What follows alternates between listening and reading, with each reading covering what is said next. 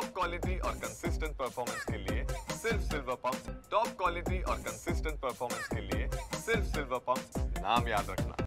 विशाळगडावरील रेहान बाबा दर्ग्याच्या उरसाला आजपासून सुरुवात झालेली आहे।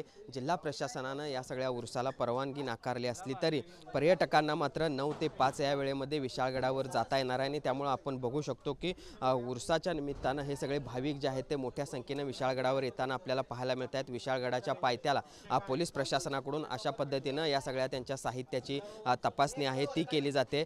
त्याचबरोबर जर आपण बघितलं तर या सर्वांची नावं देखील लिहून घेतली जात आहेत, त्यांचे आधार कार्ड देखील तपासले जात आहेत आणि त्यामुळे एकूणच पूर्ण खबरदारी जी आहे ती पोलीस प्रशासनाकडून घेतली जात असल्याचं पाहायला मिळतंय।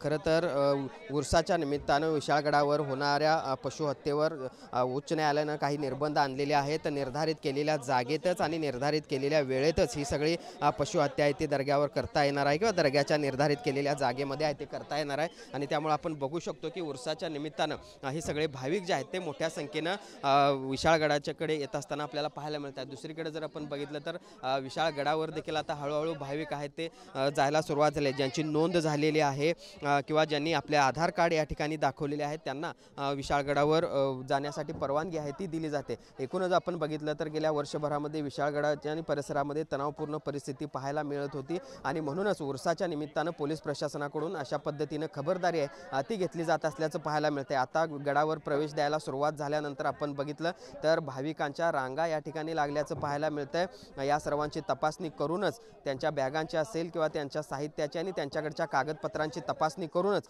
आता या सर्वांना गडावर आहे ते सोडलं जाणार आहे आणि सायंकाळी 5 वाजेपर्यंतच या सगळ्या भाविकांना गडावर थांबता येणार आहे। एकूणच आपण बघतोय उरसाच्या निमित्तानं जे काही भाविक विशाळगडाच्या परिसरामध्ये येत आहेत त्यांची पूर्ण चौकशी करूनच त्यांना पुढे सोडलं जातंय आणि पूर्ण सुरक्षेची खबरदारी घेऊनच पोलीस प्रशासनाकडून या सगळ्या उरसाचं नियोजन केल्याचं पाहायला मिळतंय। पुढे सुनील काटकरचं भूषण पाटील, TV9 मराठी, विशाळगड, कोल्हापूर।